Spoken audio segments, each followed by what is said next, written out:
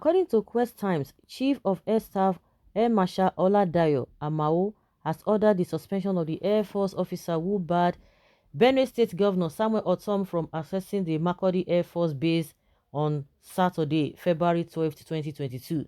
On hearing about the occurrence, the Chief of the Air Staff suspended the officer, whose identity has not been revealed, and assigned a new air officer to take command, according to sources. On Sunday morning, Ortom was at the Air Force Base. On Saturday, he was at the Air Force Base to greet Vice President Yemi Osinbajo, who was traveling from Abuja to Taraba State to represent the president as a visitor at the Federal University in Wukari. The governor of Benue State, on the other hand, was denied entering to the facility despite a standard routine of alerting state governors when the president or vice president visited or passed through their territories.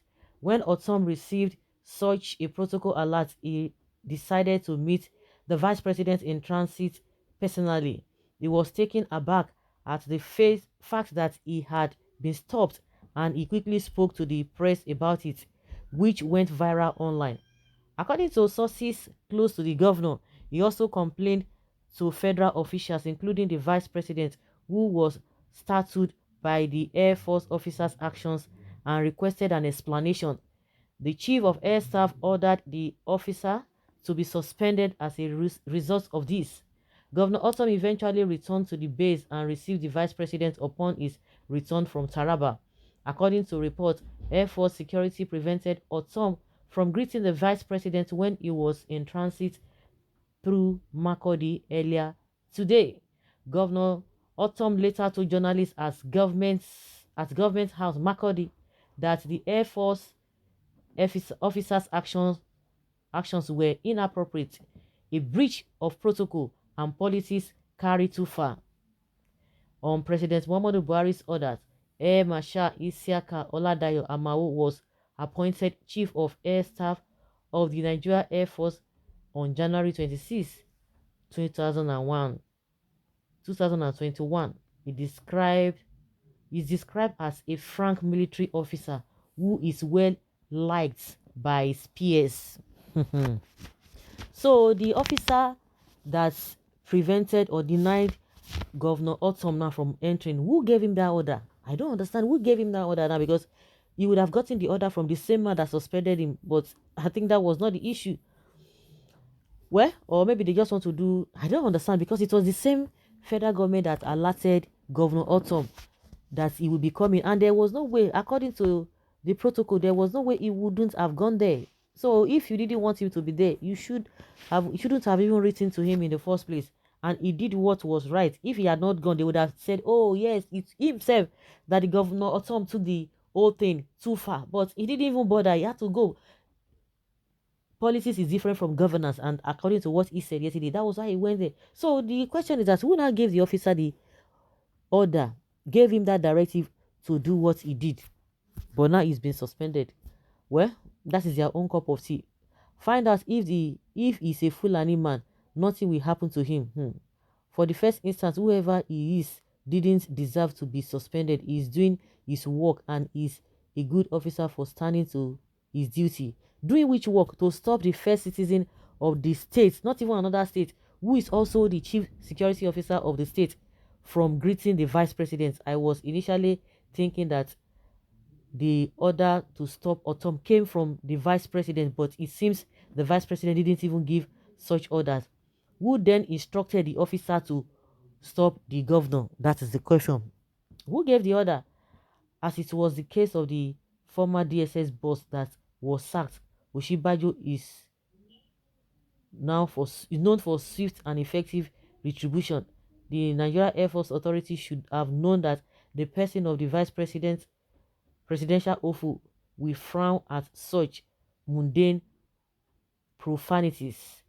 More feathers on your thinking cap, Mr. VP. A thinking man does not promote mediocrity. It is not enough just sack him to show the world that APC government's hands were not in that mess. That is Nigeria for you. That is our power show. It is pathetic the kind of thing we are hearing from people.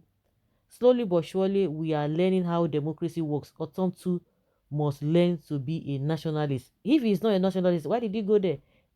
For the fact that he has been complaining about what has not been done right by the government, he didn't because of that say I won't even go and see them. He went there. So if he's not a nationalist, he wouldn't have gone there. How nationalist did you expect Otom to be when he always talk when things go wrong through his insistence to peace, beg cattle owners and opinion leaders at state and federal government to buy the idea of domesticating ranches across board, and they are attempting it and it is working. So how nationalistic can he be? But the governor is a very good man by returning back to greet vice president. That is to tell you he is the most humble and the best governor. If it is you and I, no one will accept that very wicked embarrassment. Hmm. Well, there's no smoke without fire. You should investigate Judge Akume very well.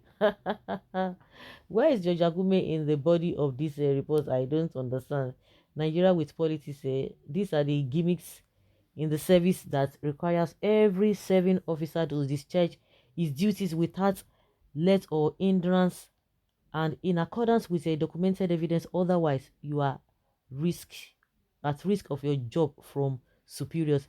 The Deputy Commissioner of Police in Lagos, who barred a southerner from becoming his neighbor in Adamawa, is not better than this one who barred a state governor from entering a base located in his own state, or not in another man's state, in his own state.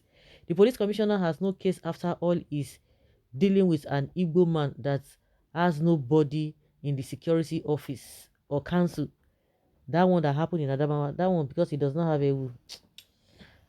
Well, the poor officer may have received an order from the sky, not from the moon and stars. Okay, government officials and security of personnel should not play politics. You are only fooling around if you help fight your boss political enemies. They will go out to join the same party, eat and drink together tomorrow. So where does that leave you?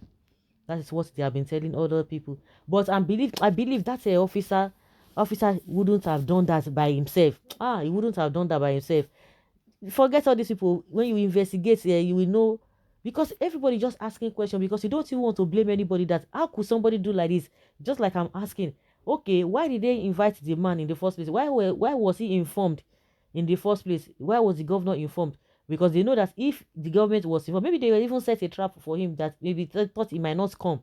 Only God knows. Then who gave that man order?